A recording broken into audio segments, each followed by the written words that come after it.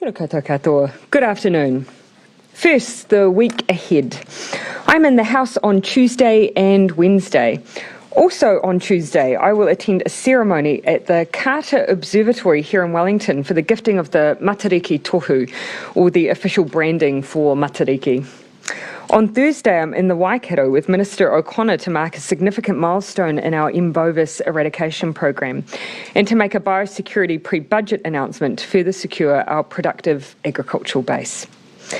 On Friday, I will be in Auckland to announce the next steps in our work to tackle climate change and decarbonise the state sector, with a focus on replacing coal boilers in schools. Calls during the week have also been scheduled with the Prime Minister of the Netherlands and the Prime Minister of Spain to discuss the EU FTA agreement and the ongoing situation in Ukraine. In the early hours of this morning, we marked another big moment in our reconnection with the world, with our borders reopening to visitors from visa waiver countries, welcoming again tourists from the USA, UK, Japan, Germany, Canada, Korea and Singapore. Pre-COVID, those travelling from visa waiver countries, including Australia, resulted in over 3 million individuals visiting New Zealand, based on 2019 figures. We look forward to welcoming them back. At Auckland International Airport alone, 21 international flights are landing today, and today's changes mean Auckland Airport will now be open to 88% of pre-COVID markets. In addition, those holding existing visitor visas from any country in the world can also travel here from today, of which we know there are over 500,000 who fit into this category, and we welcome them too. Because not only is this a further sign of normality returning in our interactions with the world, but the arrival of our Northern Hemisphere friends will further propel our economic recovery. We see this already happening with an uptick in spending that has occurred since we welcomed back our Australian tourists a few weeks ago. Here I have a few insights to share today. Worldline, formerly known as Paymark data, showed that over the 4-day Easter period, spending hit $420 million, 8% higher than the spending at Easter before COVID in 2019. Our regions benefited the most as people travelled the country, with Easter spending in Taranaki up by a quarter on 2019, 22% in Wairarapa, 18% in Whanganui, and 10% across Canterbury. And with increased tourism, of course, comes the call for more workers. And so we opened the working holiday visa category in mid-April too. And more than 5,000 of these applications have now been approved. This is on top of over 18,000 visas reissued to people who applied pre-COVID but never had the opportunity to take up their visa. We know things will take time to fire back up, but the recovery has begun and well ahead of our peak tourism season, which begins from October, when our border will open to the entire world. Backing this up are the announcements by international airlines confirming that operators like Air Canada, Hawaiian Airlines, Malaysia, Air Tahiti Nui and Emirates are restarting routes later this year, in addition to Air New Zealand's resumption of long-haul services from key US cities San Francisco, Houston, New York and Chicago. Our tourism industry have felt the effects of the global pandemic acutely and are working hard to prepare for the return of higher volumes of international tourists. And we'll continue to assist the sector through our various targeted support schemes. The resumption of the Working Holiday Scheme has already seen over 18,000 visas granted since 14 March, with around 4,000 of them already in the country. Preliminary advice from tourism officials say that 92,000 flight bookings have been made since we announced the new dates for border opening almost 7 weeks ago, and that we're currently seeing around 33,000 arrivals per week. Interest in travel here remains high, with international flight searches to New Zealand running 19% higher than pre-COVID. New Zealand is in demand, and leveraging that interest is a priority for us as a government. With our COVID-19 control now a matter of record, a growing economy and our tourists returning to fill our regional economies back up, we will continue to see signs of our recovery. And to our newly arrived tourists, I know the Great Walks booking season has just opened and they book out fast. So I'll encourage everyone to book their trip here and secure a spot on our Great Walks as soon as they can. We look forward to welcoming you. Now happy to take questions. Prime Minister, could you please? Prime Minister, do you rule out wealth tax while you're Prime Minister? Of course, we've already said that our policy is not to introduce that, and that remains our position. Nothing has changed. Can you see how people are nervous with David Parker looking at options? Can you see why it is making people nervous? And will that information that he's gathering reshape your tax policy for the 2023 election? I think with any policy or program that we have as a government, you always check that it's doing what you intend. The simple question that David Parker and we as a government are asking is everyone paying their fair share? Our tax system is set out in such a way that that's the expectation. Now let's just check that that's what's happening. And I think taxpayers would want to know that people are fulfilling the tax requirements they already have in our existing system. Well, given that. Who should be paying for the damages with sea level rises? Look, one of the issues we're facing as a government is the complex issue of sea level rises impacting on existing infrastructure. Now, that's not a simple question. Between us as central government, local government, and of course insurers, we need to look at how we can ensure we're protecting any future infrastructure, but also how we deal with any issues of existing infrastructure being impacted by rising sea level changes. No government before has tackled that question. We are. And so at the moment, we're working through that national adaptation plan, how we deal with issues like managed retreat, and ultimately, how do we ensure that we are supporting any transition that's required and the cost and where that falls. The final point I'd make is it's really important, though, as a country, we not just look at adaptation, but that we do our part to make sure that sea level rises do not continue to rapidly increase when we have the ability to stop our climate from warming. And so that's where that emissions reduction plan is so important. We have to do our part as a government and as a country. Could you just run us through sort of what the point in David Parker's speech and the proposed bill actually is? Are you just going to use it to get a better understanding of taxpayers in New Zealand, or will you use it to influence policy for the 2023 election? The first point is the primary point, and a really important one, and Minister Parker has already set that out. With any other policy, we of course check that it's operating as we intend. And I think New Zealanders want to know that given that we pay tax on our income, ensuring that that is exactly what is happening through our tax system, and that people are paying their fair share. So that's not an unreasonable question to ask, and ensure that we have the data to be able to answer that. We have gaps at the moment. Now, it doesn't mean that you have to expose people's individual information. There are ways we can do this and check that our tax policies we already have as a country are being implemented as intended. But he was pretty forthright in saying that, for example, the MBR rich list is a better way of establishing who has money than the IRD. You've talked about gaps. Is anything in that you will identify within that gap? Will that influence? We are not doing any work on any additional tax policy. And so this is exactly as he says it is, ensuring that we have information around how our tax system is currently working. So you say you're not doing any work now. Does that mean that there will be no policies? We have no other plans around any further work. What Minister Parker is introducing here is simply answering the question around whether our tax system is operating as intended, whether it's operating fairly. And I think New Zealanders will be interested in that information too. So no new tax policies at 2023? Our policy has not changed. We're not doing any additional work, and I stand by all the statements I've made to date. For clarity, the level of this rollout, is this a rollout for this current term or whilst you're Prime Minister? I've made a number of statements in this space, and I stand by all of them, and nothing has changed. What is the statement you have made a number of statements, so what is the statement you're making now? Is it rolling out it for this term or while you're Prime Minister? The statement I'm making that is nothing on our tax policy has changed. The confusion is what your tax policy was to begin with. So what is the tax policy? It's because we've implemented it already, Thomas. But you are probably going to be Prime Minister for another year until the election at least, and possibly beyond that. So thank you for that vote of confidence. And of course, we've already set out what our policy for this term is, and we've implemented it. Nothing has changed. We are not working on anything further. Obviously, as it strikes me, the only tax policy at the moment that's on the table that's being debated, that's new policy, is the National Party's plan to scrap the top tax rate. When you say you're not working on anything further, do you mean in this term or for We have no current tax policy being developed at this point in time.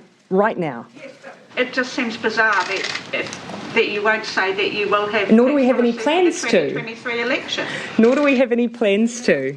To have any tax policy for the 2023 election that is different from what it is now. I've said exactly all that we have underway currently. We have no change in policy. We've already implemented our plans. There is nothing new underway. Yeah. Just on tourism, Greece and Italy in the last 24 hours have removed the requirement that people be vaccinated, tourists be vaccinated. Yeah. And that's ahead of the summer tourist season, and a lot of countries in Europe are going down that route. Yeah. Is that something that New Zealand would do for our summer season? Yeah, so currently on vaccination, one of the issues we've had raised with us is more around the issue of residence. Because, of course, you'll know that we've got requirements that apply to citizens that are different from residents. So we have been looking at whether or not we're applying that policy fairly and equitably. We're not considering this any change in vaccination requirements beyond that at this stage. We are keeping under review all of those pre-entry requirements, though. No changes are currently proposed, but I think that will be one of those things we'll keep a rolling watch on because, of course, we continue to still have pre-departure testing and so on before you enter into New Zealand. And how does it make sense that tourists from, say, India or China aren't allowed in and tourists from everywhere else are? So, of course, as you will have just heard me identify, is that there are a number of people that are from countries that require visas that already have them. Hundreds of thousands. For those that don't. And so, for those that don't, we currently have them in step 5 of our reopening. I think, as I've signalled a few times before, we are looking at whether or not that's something that we could look to bring forward.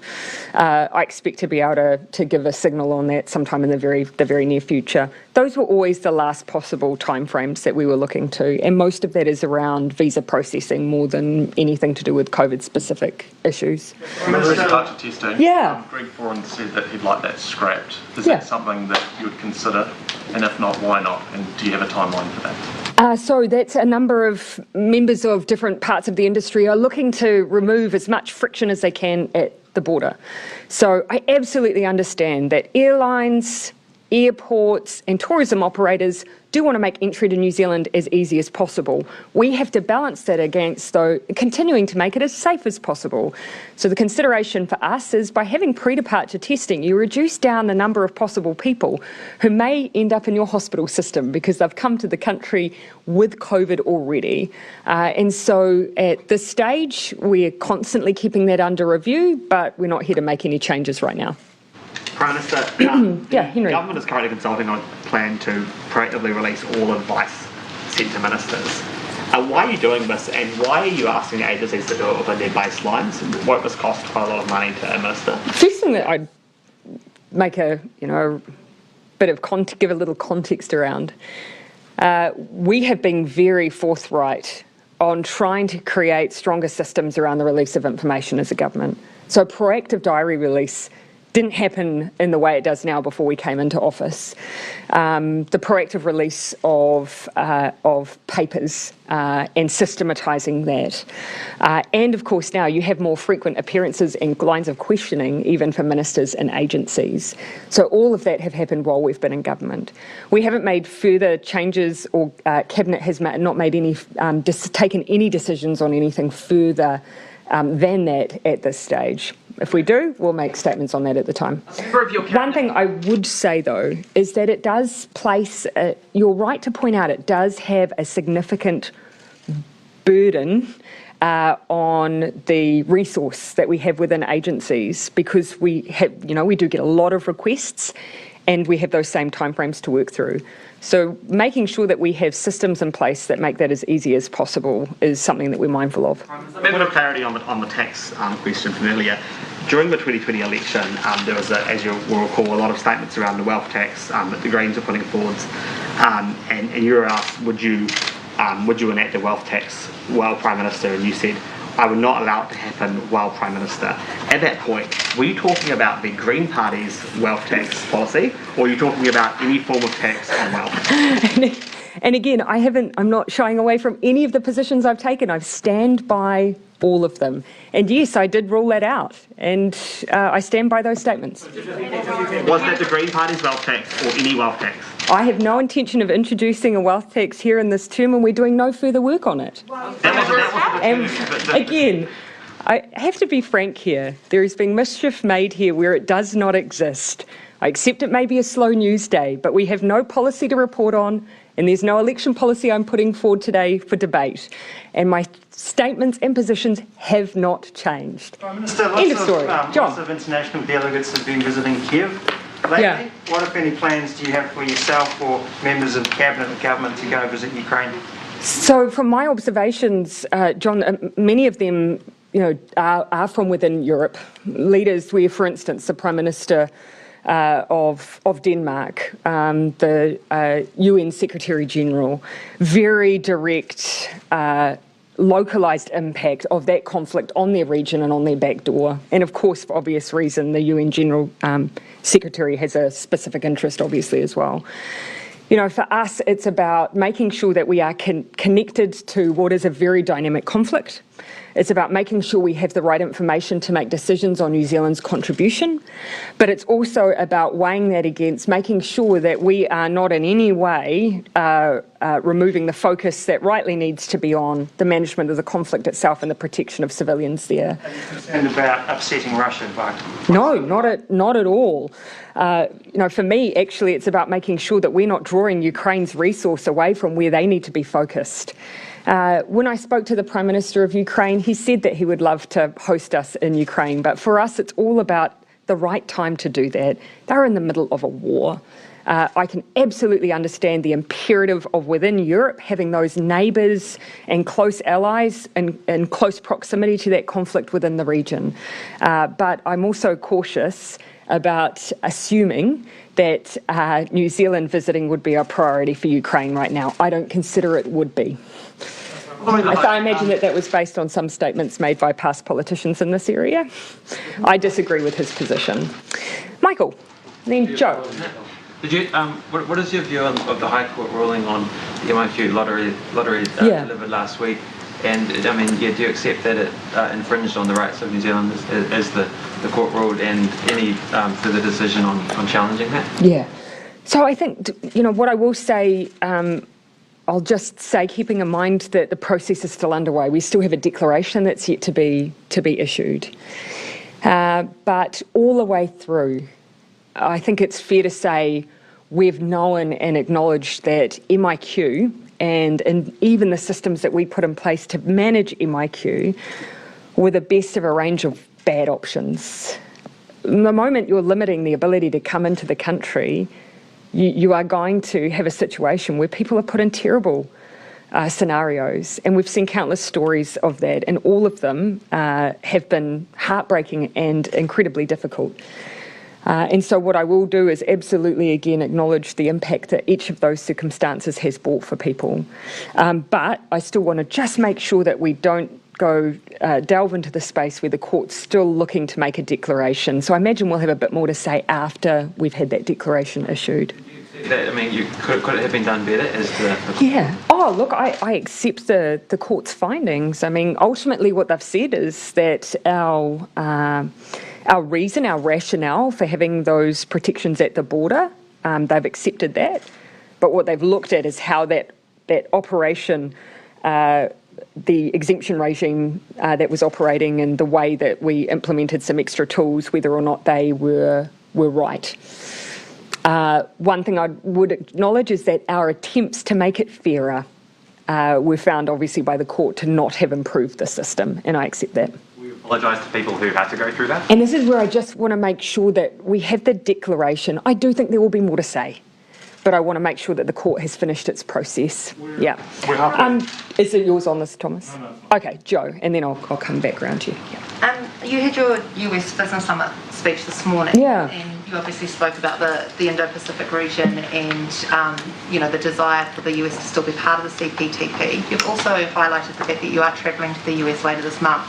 How realistic is it that you will have a face-to-face with President Joe Biden to discuss these issues and the importance of the Indo-Pacific region. It's not unusual for us to just wait until slightly closer to travel time to release the detail of our program, and so we'll do that again this time. So there'll be more detail on all of our various engagements a little closer to the time.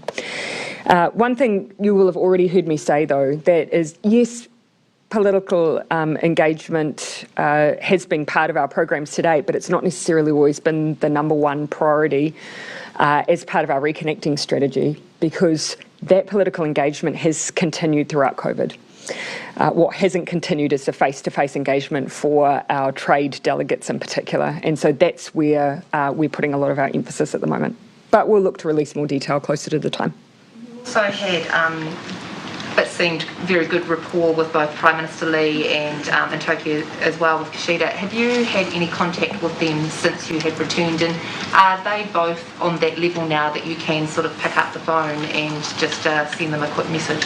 So I would say for Prime Minister Lee that was already the case.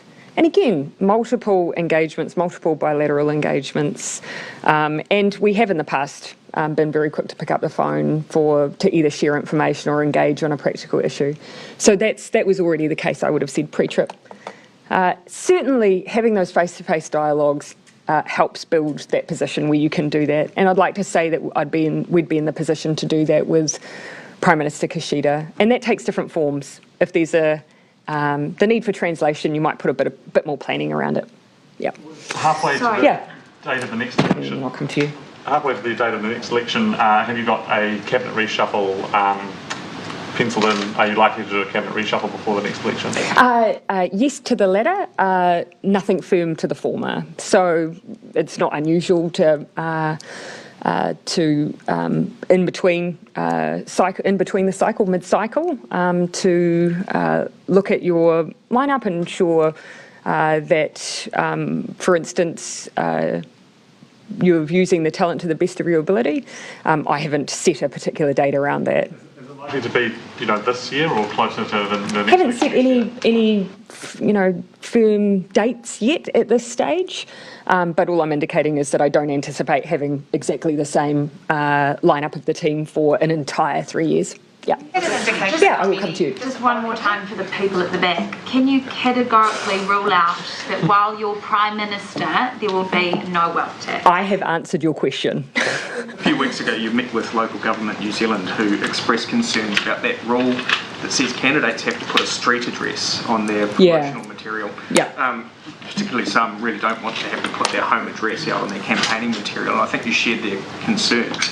But are you going to change the law? Yeah, I do share their concerns. The difference that we have at the moment with the local government regulations and the general election and for elections into Parliament is that often there, of course, you have party political structures, and it means that you're often able to use party HQs and so on, which means that you do have that transparency, but also that layer of protection. Local government has raised with us concerns that oftentimes they are required to use their personal home address for the purposes of campaigning. And I think New Zealanders would think it's not unreasonable to raise that we have evidence that has caused some issues for people, safety concerns, and they've asked us to remedy that whilst keeping transparency. So that's what we're going to look to do. So that means a law change, yeah? Yeah, so it means that we're looking at whether or not we have the ability to do that before the local government elections. And I think there are ways we can do that while still making sure we have that transparency that people want. So when they see a political ad, they know who it's from, but without having to compromise someone's personal safety. Yeah, and would you change it for local and national level? No, I think the focus at the moment will just be on the particular circumstances of local. There hasn't been the same concerns raised about general, and I think we've got more time if we need to give that full consideration. The Unity's Party has raised concerns about that though at the national. Yeah, and look, I think there's more time. So for local government elections, they are looming. We have a limited window in order to be able to deal with the issue. Given we would have to give very quick consideration to it, our preference would be to keep it fairly narrow and deal with their issues presently, rather than expanding out to the general electorate where it is not quite the same concern. Yeah. Back to Thomas's question earlier, with the cabinet reshuffle, have you had any indication from any of your MPs, whether it be ministers who are looking to not run again, or perhaps are not happy in the portfolios they're in, or any electorate MPs who aren't planning to run those? Even if I did, that wouldn't be something I would discuss publicly. Sorry, I think I will come to you. Sorry, was it? Oh, it's someone behind a camera. Oh, Isabel, how are you? Sorry. Good, thanks, John, if you don't mind, I'll go to Isabel and then I'll come back to you. On Nick's earlier question about the potential relaxing of COVID rules for visitors coming in, is there any chance of that happening prior to the ski season? Because obviously operators down south really hoping to get as much as they can out of the ski season because, the summer is a long way away. Look, from the feedback I'm receiving, and with already 33,000 people coming in a week, I think it's fair to say that pre-departure testing isn't necessarily presenting any barrier to people, for instance, coming into Queenstown and enjoying the ski season. We've already hearing anecdotally a lot of people reporting that they're seeing good, strong bookings coming through. And I think Australians are pretty used to going and getting a rapid antigen test and are willing to do so in order to come and enjoy our ski fields. What is your message to Aussies looking to still might be on the fence about booking a ski season? Look, I read an email just yesterday where someone from Australia said that they had heard New Zealand was reopening and that we'd moved to the top of their bucket list. And our message is that we're a safe place to be. We're easy to come and visit. So why wait? We're open, we're ready, and there's a fantastic ski season looming. So book now. That sounded exactly like an advertisement. John. Southland, a protester with Extinction Rebellion, was arrested today at a coal mine. What future does coal have in New Zealand? I mean, Labor said it would phase out coal boilers, but it doesn't appear to be a lot more policy specifically targeting coal. What is the future of coal in this country? And so, look, when it comes to the management of protests, and I'd say this regardless of the nature of that protest, it's ultimately up to police to choose how they manage those situations. When it comes to the issue of coal and its place globally, I would say our position in New Zealand, I would hope, is the same as every other nation that we're calling on to make a transition. Because ultimately, if we want to keep warming down to 1.5 degrees, we all need to be planning that transition. We're doing that through our own domestic use. You'll know the goals that we have around, for instance, within the state sector, coal boiler use, the work we're doing with Giddy to support the private sector to phase out the use of fossil fuels in energy production and generation and manufacturing. Or, for instance, the work we're doing to try and ensure that in hydrological dry years, we're not relying on coal and other alternates so that we can boost our use of renewable energy for our electricity grid. So we are doing our part and we call on all to do the same, and it will mean that we continue to transition away from fossil fuels. Do you think we'll still have coal mines? Will we still have coal mines operating in this country in 10 or 15 years? And this is where actually we have to start making plans for a different future. We ourselves are planning to move away from fossil fuel use, and we continue to encourage others to do so, which is why we need to work with those regions where there have been traditionally fossil fuel extraction. You'll have seen us do that in New Plymouth with the Just Transition work. We've got work going on down in Southland, given the uncertainty we've had over Tiwai and the aluminium smelter. This is where we have a responsibility to make sure we're preparing for that future. All right, I think we'll take the last one here. It's been 3 weeks now since the Supreme Court gave the green light to extradite a murder suspect to China, Kim. Yeah. Are you planning to move ahead with that extradition? As I said before, this has gone through a thorough process. It's gone through our judicial system, who have upheld those decisions that have been taken. And so I know that undertakings were made around the likely timing of that, given that the defendant in this case was seeking to pursue another avenue. But ultimately, nothing from the government's perspective has changed on this serious criminal matter. The government has won this case. We haven't had any kind of comment. Is the government pleased that they won this case? Or did Not unusual for us to be cautious around issues that have been before the courts, and we'll continue to be cautious in the commentary that we make around this case. Okay, thanks everyone.